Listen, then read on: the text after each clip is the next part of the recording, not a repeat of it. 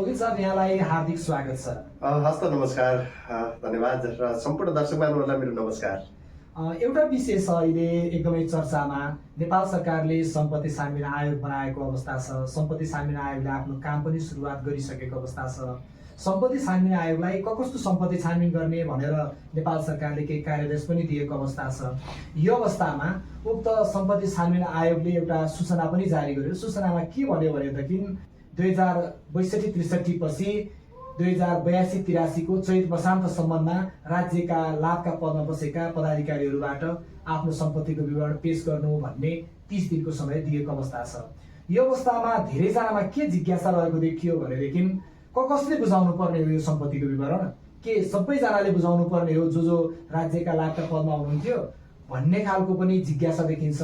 खासमा यो सम्पत्ति विवरण बुझाउनु पर्ने चाहिँ कसले हो, यो बारेमा जानकारी गराइदिनुहोस् न।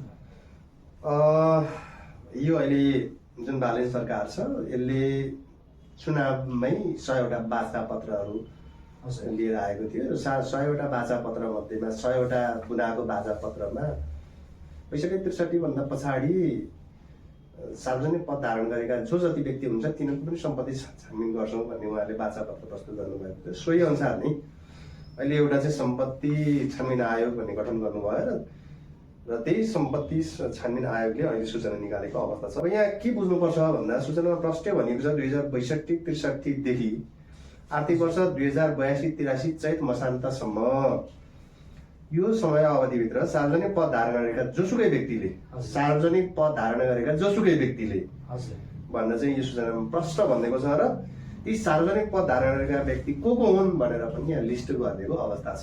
खास कसले बुझाउनु पर्ने हो, मेरो अहिलेको जिज्ञासा पनि त्यही हो। खास कसले बुझाउनु पर्ने हो, कसले बुझाउनु नपर्ने हो भन्ने धेरैजनाको जिज्ञासा छ।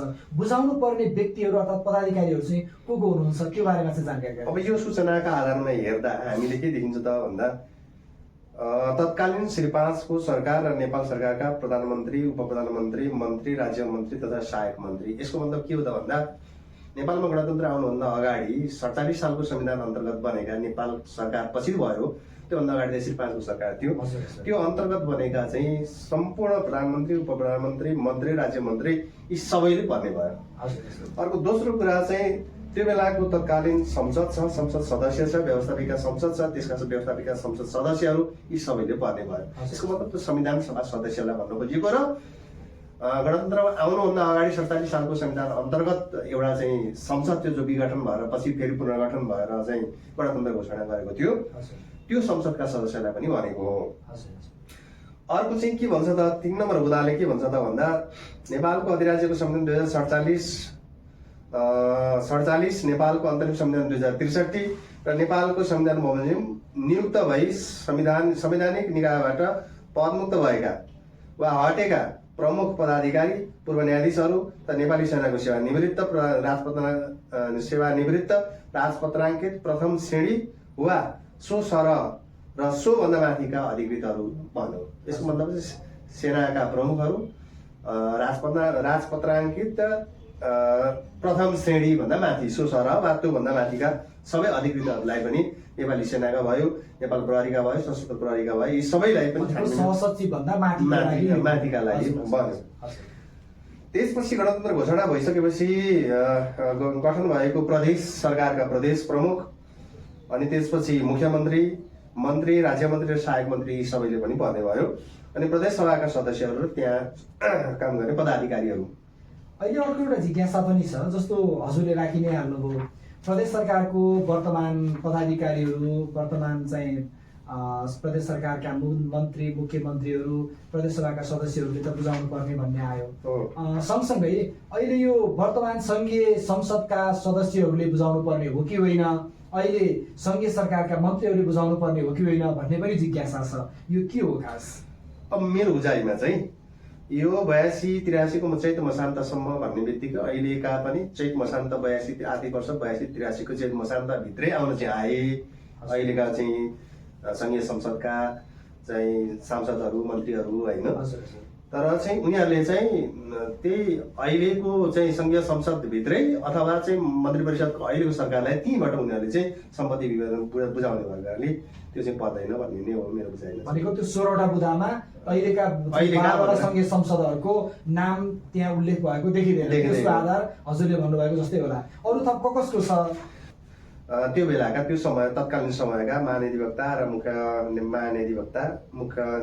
न्यायाधिवक्ता, त्यस्तै गरी साबिक जिल्ला विकास समिति अहिले जिल्ला समन्वय समितिका पदाधिकारी भयो, अनि त्यसपछि स्थानीय तहका प्रमुख, उपप्रमुख, अध्यक्ष र उपाध्यक्ष भनिएको छ। अलिकति यहाँ बिचमा यो स्थानीय तहको प्रमुख, उपप्रमुख, अध्यक्ष र उपाध्यक्ष भनेर जुन विषय उल्लेख गरियो, क्रम संख्या यो 7औं नम्बरमा रहेछ। यसमा अलिकति जिज्ञासा के पनि छ भनेदेखि 12वटा वडा अध्यक्ष अर्थात् पूर्व वडा अध्यक्षहरूले बुझाउनु पर्ने हो कि होइन भन्ने पनि धेरैजनाको जिज्ञासा देखिन्छ।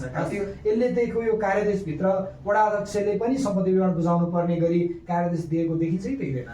यो 7 नम्बर बुदाले चाहिँ प्रश्न के भन्ने त भन्दा स्थानीय तहका प्रमुख भन्ने बित्तिकै नगर प्रमुख, उपप्रमुख, नगर उपप्रमुख अनि गाउँपालिकाका अध्यक्ष र उपाध्यक्ष मात्रै प्रश्न हिजो 4 जनाको नामै तोकिदियो होइन, यो पदै तोकिदियो। त्यस कारणले यसभित्र चाहिँ कि त्यहाँभित्र स्थानीय सरकारका पदाधिकारी जम्मै भन्नेको भए चाहिँ वडा अध्यक्ष समेत समझेर आउँथ्यो, तर त्यो नभनेको अवस्था हुँदा वडा अध्यक्षले चाहिँ बुझाउनु परेन भन्ने हामीले बुझ्नु पर्यो। हामीले चाहिँ बुझ्नु पर्यो। एकदम धन्यवाद। यो अरू थप के छ? अर्को नेपाली राजदूत र कूटनीतिक नियोगका प्रमुख र कर्मचारीहरू सबै पर्यो। राजपत्राङ्कित प्रथम श्रेणी वा सो सरह र सोभन्दा माथिको पदका निजामती सेवा, संसद सेवा, स्वास्थ्य सेवा, राष्ट्रिय मानवाधिकार सेवा, नेपाल प्रहरी, सशस्त्र प्रहरी बल, राष्ट्रिय अनुसन्धान विभागका कर्मचारी जम्मैले पर्यो। कार्यालय प्रमुखको पदमा कार्यरत वा कार्य गरेको निजामती सेवा, संसद सेवा, स्वास्थ्य सेवा वा राष्ट्रिय मानवाधिकार आयोगको राजपत्रको द्वितीय श्रेणी वा सो सरहको कर्मचारी।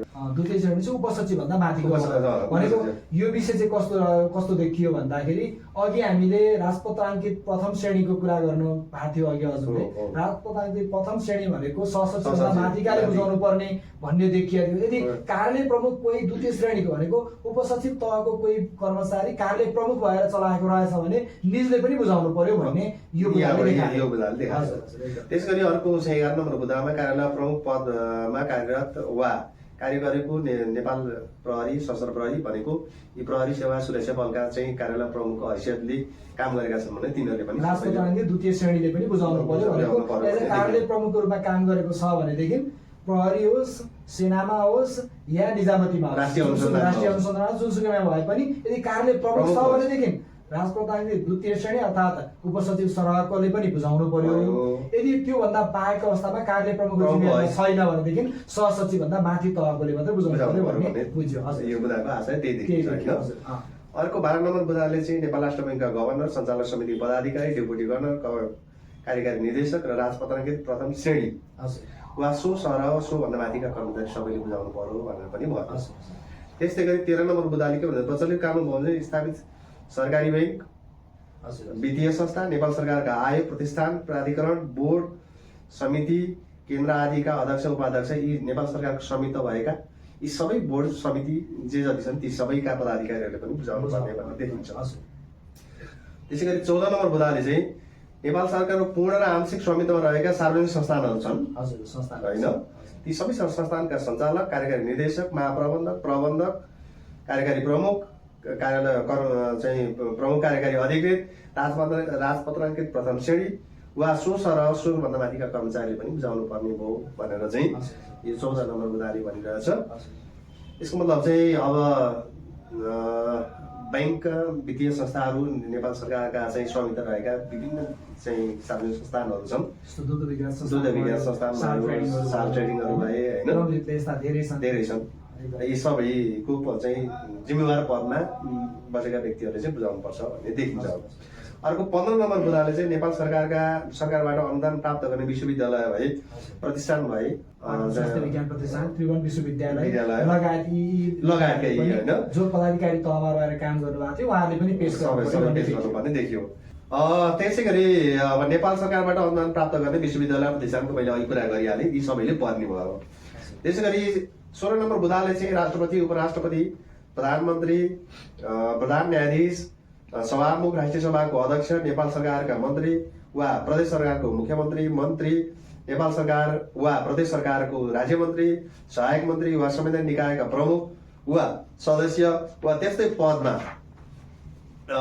व्यक्तिले त्यस्तै पदमा रहेका व्यक्तिले नेपाल सरकार वा प्रदेश सरकारबाट पारिश्रमिक सुविधा लिने वा नलिने गरी नियुक्त गरिएका जे जति व्यक्तिहरू छन्, सल्लाहकार, स्वकीय सचिव, निजी सचिव, जे जति व्यक्तिहरू छन्, तिनीहरूको पनि सम्पत्ति छानबिनको दायराभित्र यो सूचनाले भनेपछि यसले के भन्यो भनेदेखि राष्ट्रपति, उपराष्ट्रपति, प्रधानमन्त्री, मन्त्री, विभिन्न आयोगका नियोगका विभिन्न चाहिँ आयोगहरूका चाहिँ पदाधिकारीहरू भए, संस्थानका पदाधिकारीहरू भए, यी व्यक्तिहरू त बुझाउनै पर्यो। उहाँहरूको परिवारका सदस्यले पनि बुझाउनु पर्यो। सँगसँगै उहाँहरूको परिवारको सदस्यको मात्र होइन, उहाँहरूले नियुक्ति गरेका तलब खाने गरी होस्, तलब नखाने गरी होस्, विभिन्न सल्लाहकारहरू, विभिन्न स्वकीय सचिवहरू, यी जति उहाँहरूले नियुक्ति गर्नुभएको थियो ती सबैले पनि बुझाउनु पर्यो भन्ने यो सूचनाको आशय देखियो। त्यति मात्रै होइन, अब यहाँ चाहिँ सार्वजनिक पद धारण गरेर 62-63 पछाडि सार्वजनिक पद धारण गरेको छ। हजुर। र चाहिँ सार्वजनिक पद धारण गर्ने व्यक्तिको मृत्यु भइसकेको हकमा चाहिँ के हुने भन्ने क्वेसन पनि आउन सक्छ। हजुर। अब यो चाहिँ यो सूचनामा प्रश्न के भनेको छ भन्दा ती व्यक्ति वा निजका परिवारका नाममा भएको सम्पत्ति पनि चाहिँ सम्पत्ति विवरण बुझाउनु पर्छ भन्नुको अर्थ। हिजो पदाधिकारी तहमा यहाँ अहिले यो चाहिँ यो जुन कार्यादेशले 16वटा बुदाले दिएको ठाउँमा 16वटा बुदाभित्र पर्ने कोही व्यक्ति हुनुहुन्थ्यो, त्यो व्यक्ति स्वर्गीय भइसक्नुभयो। अब स्वर्गीय भइसके पनि उहाँका परिवारका सदस्यले पनि बुझाउनु पर्छ भन्ने आशयको यो सूचना देखियो। हो, ती चाहिँ परिवारका सदस्यले त्यो सम्पत्तिको स्रोत चाहिँ के हो त भनेर चाहिँ देखाउनु पर्ने देखियो, सम्पत्ति विवरण देखाउनु पर्ने देखियो यो सूचनाका आधारमा। अब जस्तो यहाँ एउटा के पनि छ भनेदेखि 30 दिनभित्र बुझाउनु भनेर भनिएको छ। 30 दिनभित्र नबुझाए के हुने त? कसैले म बुझाउँदैन भन्यो भने के हुन्छ? सूचनामा प्रष्टै भनिएको छ नि, यसमा त कानुन बमोजिम हुनेछ भनेर त भनिएकै छ। भनेको सरकारले या यो छानबिन आयोगले सम्बन्धित व्यक्तिलाई के कारबाही गर्ने हो भन्ने कुराको आफूले कारबाहीको प्रक्रिया पनि यदि यो 30 दिनभित्रमा बुझाउन नसकेको खण्डमा कारबाहीको प्रक्रिया अगाडि बढ्छ, कारबाही हुन तयार हुनुपर्छ भन्ने नै यो सूचनाको आशय देखियो। यसको मतलब 30 दिनभित्रमा बुझाउँदैन भन्नुको मतलब कारबाही हुन तयार छु भन्नु हो।